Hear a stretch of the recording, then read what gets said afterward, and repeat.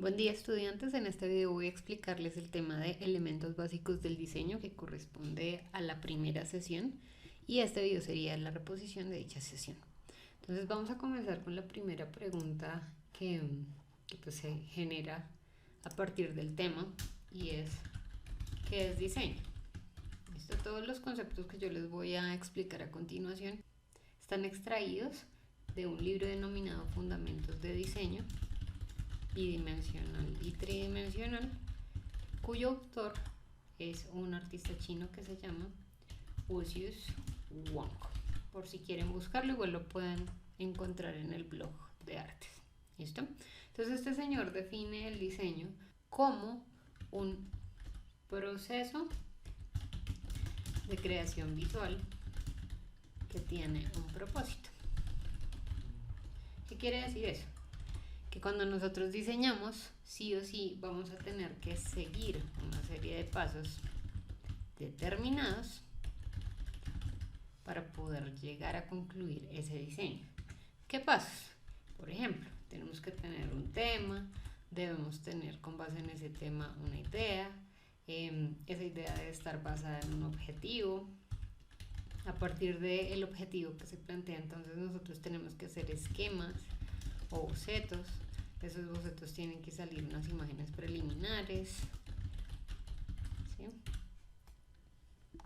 Por ejemplo, aquí ustedes pueden ver una serie pues como de dibujos. En este caso pues es un fragmento de las pinturas que hizo Miguel Ángel en la Capilla Sixtina, en estas dos que están viendo acá. Y pues acá está el dibujo de un caballo y el dibujo de un personaje manga. Si ustedes se dan cuenta, aquí hay una diferencia, es que hay un dibujo en líneas que después comienza a tener color y después comienza a tener brillos. Eso es un proceso de bocetación. Igual acá hay una estructura base, después se construyen líneas que van a darle forma al caballo. Aquí ya hay un caballo medianamente formado que todavía sigue siendo un boceto, y en este caso igual es el estudio de un cuerpo masculino en la posición pues, de escorzo que determinó Miguel Ángel para poder realizar la pintura en la Capilla Sixtina. Entonces, si ustedes se dan cuenta, hay un proceso, y en artes y en diseño siempre se debe generar un proceso. ¿Listo? Dicho eso, para que nosotros podamos generar ese tipo de procesos, debemos reconocer que el diseño tiene igualmente una serie de normas y de leyes. Esas normas nos van a servir para poder estructurar mejor un diseño y no hacerlo simplemente sobre nuestra noción de gusto o sobre lo que nosotros consideramos que es bello. Entonces, esos elementos visuales están organizados en 4 categorías. Esas categorías son elementos de tipo conceptual, elementos de tipo visual, elementos de relación y elementos prácticos. No les voy a explicar todos porque pues eso lo vamos a ir viendo en el resto de las clases. Yo en esta oportunidad me voy a centrar específicamente en los elementos de tipo visual, es decir, los que constituyen en sí mismos la imagen que nosotros vamos a configurar con base en nuestra definición de diseño, es decir, siguiendo un proceso, teniendo un objetivo, etc. ¿Listo? Dentro de los elementos visuales, nosotros vamos a encontrar el primero, que vendría a ser la forma. ¿Listo? Y la forma nosotros la definimos como la figura, como esa parte de identidad que tiene un elemento gráfico. Entonces, vamos a decir que la forma es aquello que permite identificar los elementos visuales.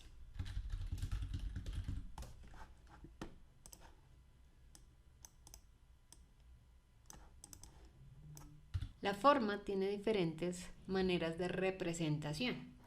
Dentro de esas maneras de representación, nosotros vamos a ver 4 en específico. El punto, la línea, el plano y el volumen. El punto es por definición una forma pequeña, pero lo pequeño del punto va a ser relativo. ¿Por qué va a ser relativo? Porque no es igual que yo tenga en esta hoja esta figura aquí, que cualquiera vería como un punto, a que yo tenga esa misma forma así, ¿cierto? El hecho de que esta forma circular ocupe tanto espacio hace que nosotros ya no lo concibamos como un punto, mientras que esta forma, como ocupa muy poco espacio dentro del formato, sí la vamos a identificar como un punto. Por eso el tamaño del punto, esa pequeñez del punto es relativa, porque va a depender de dónde ubiquemos ese punto para poder ser pequeño o no. Entonces la primera característica importante que debemos saber del punto es que es pequeño. Por definición es pequeño. Normalmente nosotros cuando pensamos en un punto nos vamos a ir directamente a un círculo chiquitito ubicado en una superficie. Sin embargo, el punto no necesariamente debe ser un círculo. El punto puede tener múltiples formas. Podemos hacer, por ejemplo, en este caso un triángulo. También podemos hacer un pentágono. Podemos hacer también un octágono, por ejemplo, acá. Es decir, el punto, más allá de ser un círculo, lo que es una forma sencilla. Entonces ahí vamos a entender la segunda característica del punto, y es que debe ser sencillo. Si nosotros armamos una figura supremamente complicada de hacer y nos demoramos media hora haciéndola, si sea chiquita, deja de ser un punto. ¿Por qué? Porque la simplicidad también es lo que hace que el punto sea punto y no otra cosa. Vamos a pasar ahora a la línea.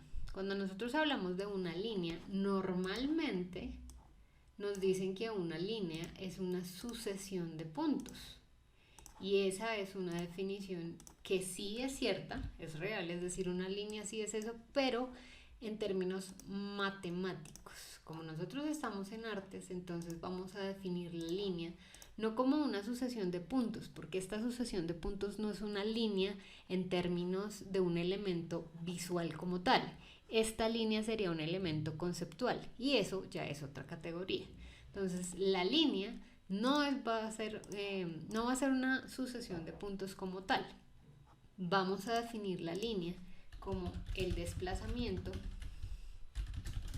de un punto en el espacio.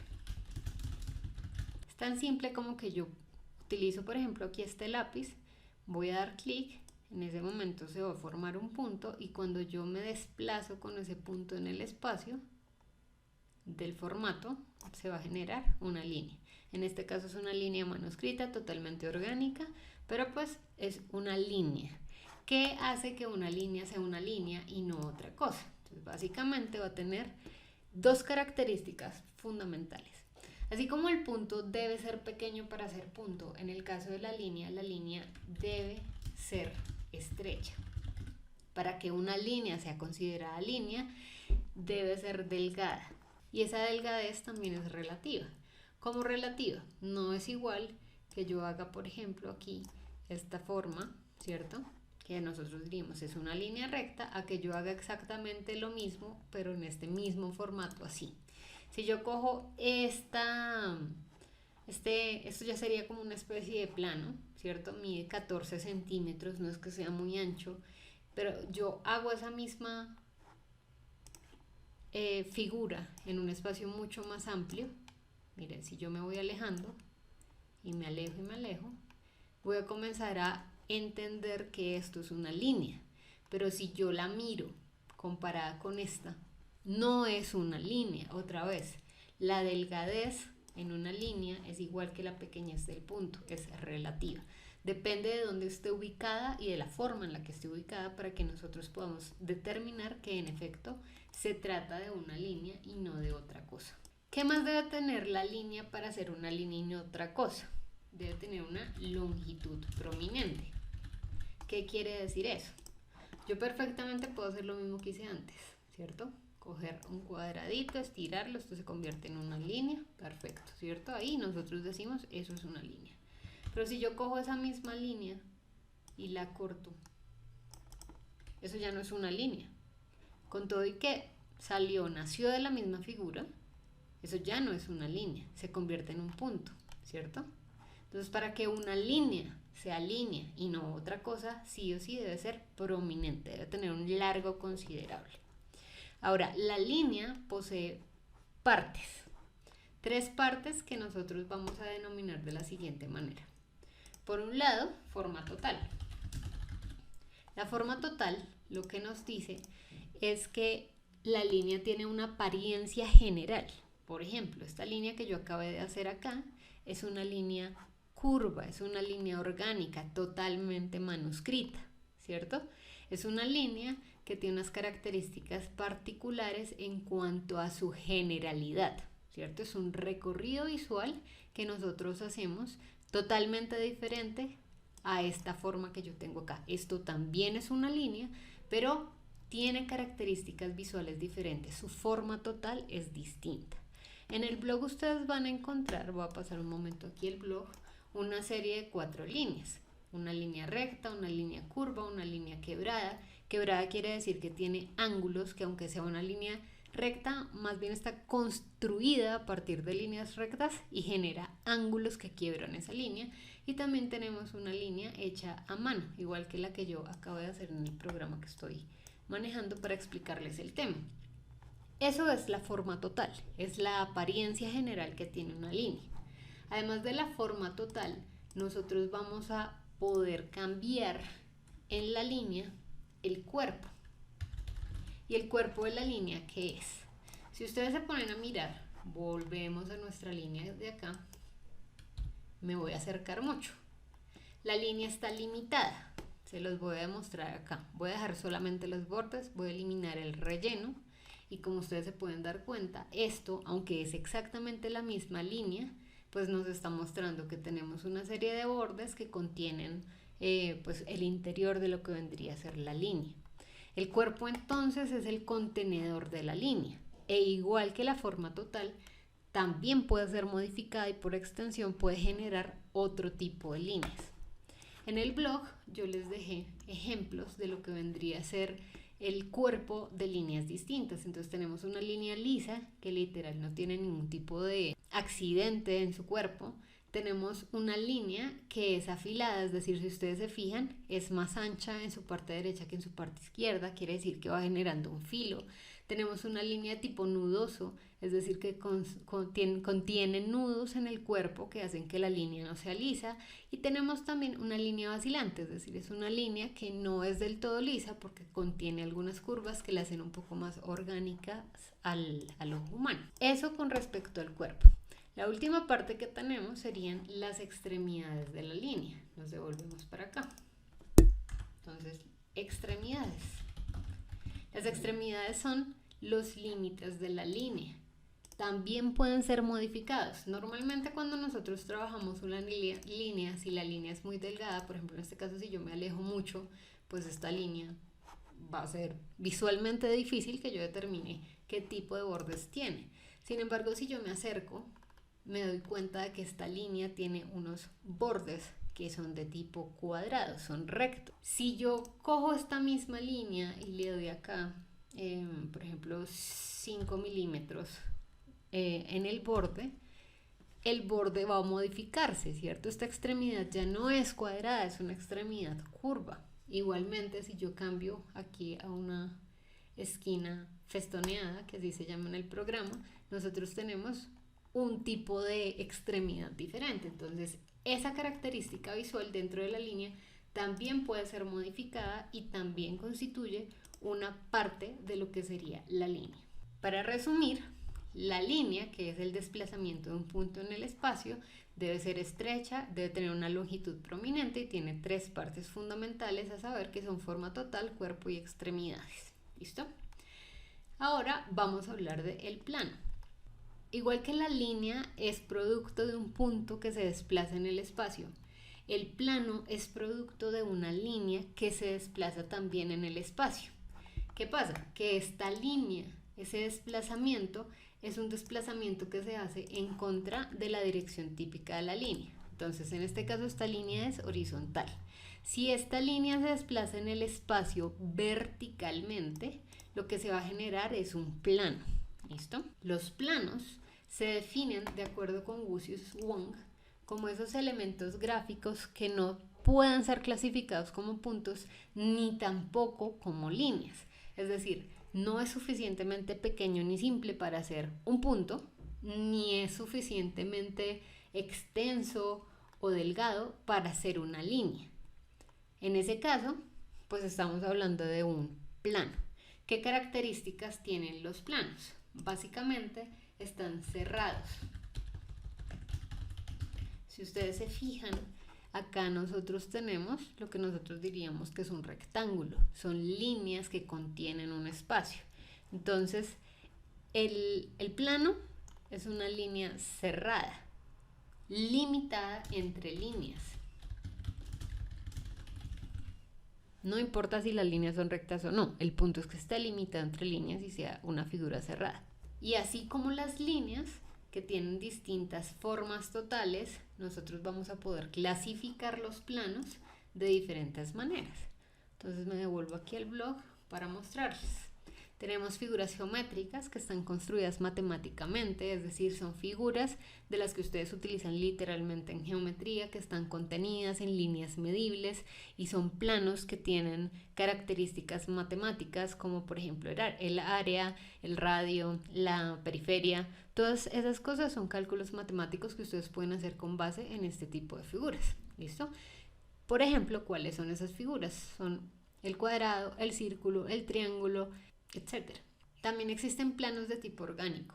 Estos planos son un poco más redondeados, tienen mucha curva, son más fluidos en términos visuales. Mientras que esto nos habla de estatismo, esto nos habla de movimiento. Entonces son planos que tienen movilidad visual, por decirlo de alguna manera. Los planos de tipo rectilíneo están conformados por líneas que están relacionadas matemáticamente, es decir, son líneas que también son medibles, que tienen unas características específicas que pueden ser calculadas a nivel matemático. Los planos de tipo irregular son combinaciones entre rectas y curvas que no necesariamente están relacionados entre sí, pero pues igual se constituyen como planos cerrados. Los planos manuscritos son hechos a mano, son igual figuras cerradas que nosotros podemos construir a partir del movimiento de una herramienta gráfica en específico, un lápiz, un marcador, un pincel, etc. Y las accidentales son aquellas que se obtienen a partir de literalmente accidentes, es decir, por ejemplo, si ustedes tienen un tarrito de pintura y por alguna razón se les cae al piso, va a generar este tipo de plano y eso pues no es algo que ustedes tengan controlado, no es una mancha que ustedes puedan controlar y por extensión son planos de tipo accidental. Con respecto al volumen, tenemos lo mismo que pasa con el plano y con la línea, que surgen a partir del anterior. La línea surge del punto, el plano surge de la línea, el volumen surge también a partir del desplazamiento de este plano en el espacio. Entonces, si yo tengo este plano acá y este plano, yo quitémosle el fondo y le vamos a poner solamente bordes. Si este plano se desplaza hacia atrás, ¿cierto? Lo que está generando es un volumen, es una ilusión. Si yo cojo líneas y lo que hago es comenzar a unir los puntos dentro del plano, ya voy a obtener lo que nosotros entendemos como una especie de cubo, ¿cierto? En ese orden de ideas, el volumen, que además debe decirse es ilusorio cuando hablamos de dos dimensiones, es una representación, ¿cierto?, de un objeto que ocupa un espacio, se puede entender como el desplazamiento de un plano en el espacio, y de esto en específico hablaremos más adelante cuando abordemos la parte de perspectiva, porque pues no voy a ahondar mucho más en el volumen. ¿Listo? Esos serían los elementos básicos del diseño. Si tienen alguna pregunta con respecto a la explicación, pueden escribirme al correo de artes que ustedes tienen también en el blog y yo estoy atenta para darles una respuesta.